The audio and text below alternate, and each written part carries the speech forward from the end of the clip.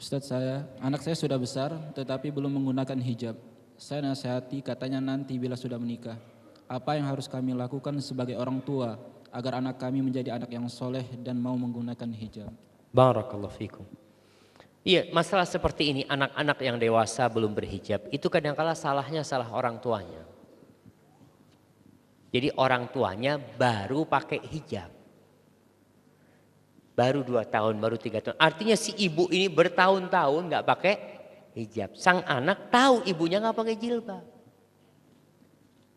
Subhanallah, Ana lihat anak itu ikut orang tuanya. Anak-anak yang dari kecil melihat ibunya berhijab, itu kepingin pakai jilbab. Bangga dia pakai jilbab. Sejak kecil. Ana lihat anak-anak sebagian ustadz, Masya Allah. Sejak kecil, nih lihat ibunya pakai jilbab, dia mau pakai jilbab dan pakai cadar. Bayangkan. Cuma ya dia lepas nanti, dia buang, ketinggalan di mana jilbabnya. Tahu-tahu udah pakai celana lagi, pakai kaos dalam kadang-kadang tuh anak. Tapi dia mulai terbiasa melihat suasana itu di rumah. Sedangkan ketika suasana itu tidak dia lihat sejak kecil, bahkan dia beranggapan jilbab itu mah kayak emak-emak gitu. Jilbab mah kayak nenek-nenek baru pakai jilbab pun kalau seperti itu. Maka orang tua yang perlu pelan-pelan, karena itu kesalahan orang tuanya. Dia katakan ini perintah Allah ya, ini para jamaah. Anda masih ingat dengan kisah seorang syekh. Di Indonesia ini pakai jilbab kayak gini mulai kapan? Mulai kapan? Kira-kira mulai tahun 90-an itu baru mulai ada jilbab. Anda mengikuti bagaimana Anda punya ibu, Anda punya amati, Anda punya kholati, Anda punya bibi-bibi itu nggak ada yang pakai jilbab. Sejak tahun 90-an Anda lulus SD itu mulai Anda lihat. Dulu pakai jilbab yang cuma topi, antingnya masih kelihatan. Jadi kayak model apa? Model topi itu. Kemudian pelan-pelan sampai akhirnya jilbabnya menutup dadanya. Seperti itu. Di Arab pun sama. Kenapa anak katakan sama? Timur Tengah itu dulu juga dijajah. Penjajahan itu yang menjauhkan mereka dari agama Islam.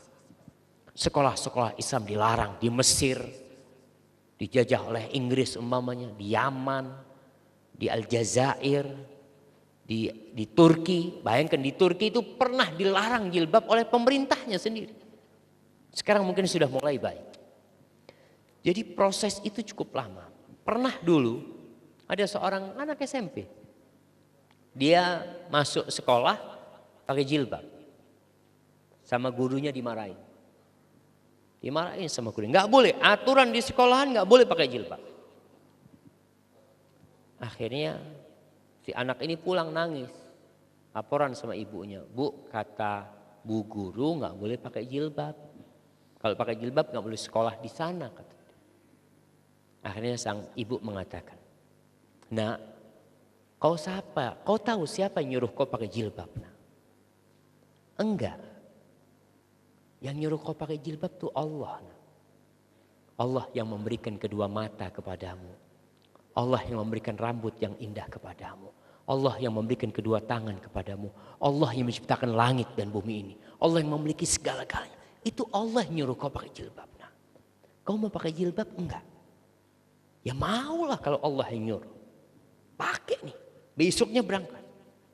Berangkat sekolah. Oh, dari jauh kelihatan sama bu guru itu marah bu guru. Dimaki-maki tuh anak sampai nangis nih anak. Dalam tangisannya sang anak itu bingung. Dia mengatakan man uti anti amhu. Siapa yang harus aku patuhi? Kau atau dia? Kau atau dia yang harus aku patuhi? Sang guru baru sadar. Oh berarti anak ini pakai jilbab bukan keinginannya dia. Ini anak ada yang nyuruh nih. Tanya sama bu gurunya, siapa yang dimaksud dia itu? Kata anak ini mengatakan, Allah alladzi khalaqani wa khalaqakum. Allah yang menciptakan aku dan menciptakan engkau. Kata dia. Sang ibu guru langsung diem dia. Muslimah ini gurunya. Langsung habis sekolah dia berangkat, dia jumpain ibunya tuh anak. Dia terima kasih kepada ibunya. Dia mengatakan dengan pakai jilbab bu guru ini sudah. Dengan mengatakan terima kasih anakmu telah mengenalkan aku kepada Allah Jalla Jalla. Jadi jamaah kadang kala itu yang perlu ditumbuhkan. Bukan masalah hukum. Oh hukumnya wajib, hukumnya sunnah, bukan. Karena seorang hamba ketika ditanamkan di dalam dirinya, kenal sama Allah yang menciptakan langit dan bumi, dia kenal sama Allah. Ketika turun hukum Allah dia nggak ngurus, yang ada sami'na wa ata'na dia. Tapi yang banyak di antara kita tuh nggak kenal sama Allah. Bapak-bapak, ibu-ibu bisa lihat bagaimana karyawan itu taat sama atasan. Disuruh pakai baju, ini musim Natal nih, disuruh pakai baju Natal, dia pakai. Disuruh buka jilbabnya, dia buka jilbab. Dia sami'na wa ata'na kepada atasan. Karena dia tahu dia butuh sama atasan. Dia butuh sama pekerjaan itu. Orang apa nggak butuh sama Allah? Allah yang memberikan segala-galanya. Hadza wallahu a'lam bissawab.